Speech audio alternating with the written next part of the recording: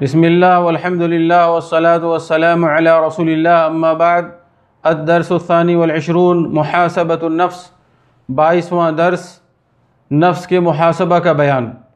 دوستو، انسان اللہ تعالیٰ کا مملوک اور اس کا غلام ہے۔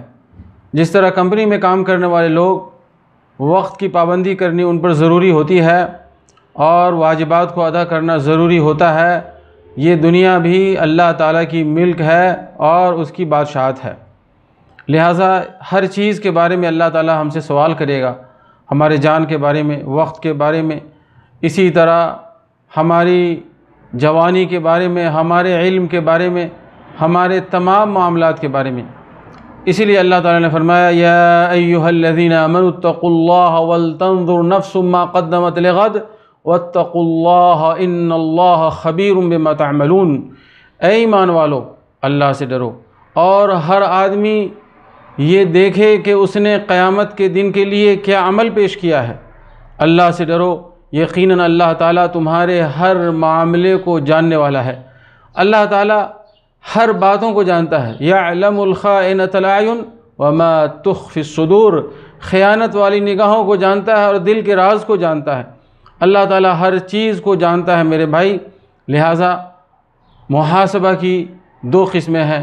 پہلا محاسبہ تو یہ ہے کہ انسان کوئی بھی عمل کرنے سے پہلے اسے قرآن و حدیث کے حکم کے مطابق دیکھے کہ کیا یہ اللہ تعالیٰ کا حکم ہے یا نہیں ہے، کیا یہ جائز ہے جائز نہیں ہے، حلال ہے حرام ہے، مناسب ہے غیر مناسب ہے۔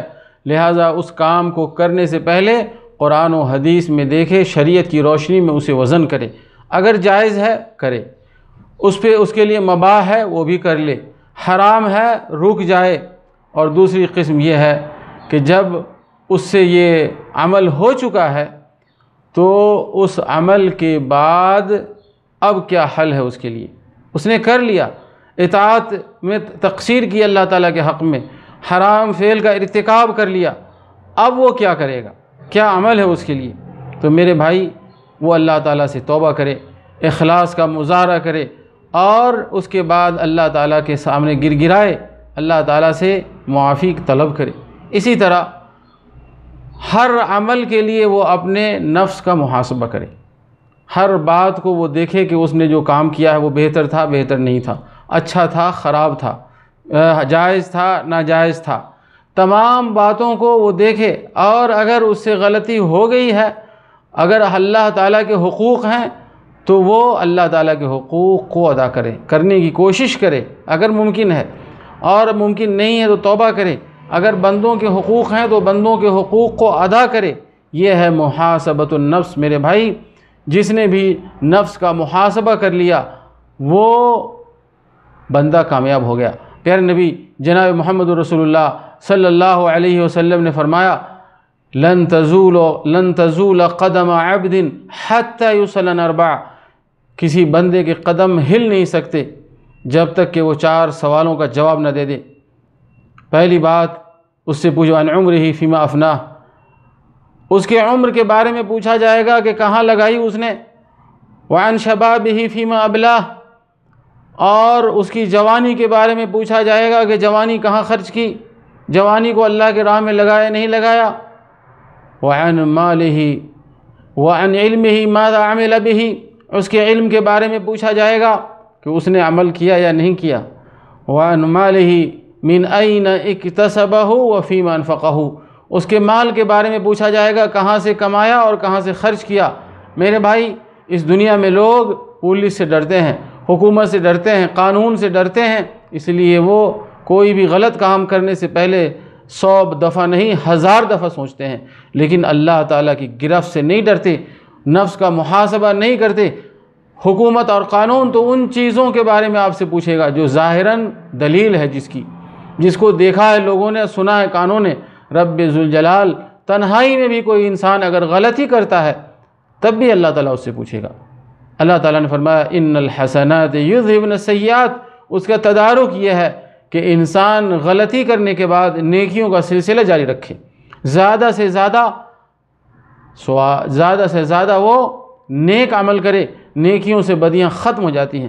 اللہ رب العالمین نے فرمایا لِيَسْأَلَ الصَّادِقِينَ عَنْ صِدْقِهِمْ، جب سچے لوگوں سے صدق کے بارے میں سوال کیا جائے گا تو کیوں نہیں ہم سے ہمارے گناہوں کے بارے میں سوال کیا جائے گا؟ یقیناً کیا جائے گا۔ عمر بن خطاب رضی اللہ تعالیٰ عنہ نے کہا حاسبوا انفسکم قبل ان تحاسبوا، اپنے نفس کا محاسبہ کرو قبل اس کے کہ قیامت میں تمہارا حساب لیا جائے گا۔ وزنوا انفسکم قبل ان توزنوا، اپنے نفس کو وزن کرو اس دنیا میں قبل اس کے قیامت کے دن تمہارا عمل وزن کیا جائے گا۔ فإنه أهون عليكم في الحساب غدا ان تحاسبوا انفسکم اليوم، آج تم اپنے نفس کا محاسبہ کرتے ہو تو کل تمہیں حساب دینے میں آسانی ہوگی۔ وَتَزَيَّنُوا لِلْعَرْضِ الْأَكْبَرِ، اور بڑی قیامت کے لیے اپنے آپ کو تیار کرو۔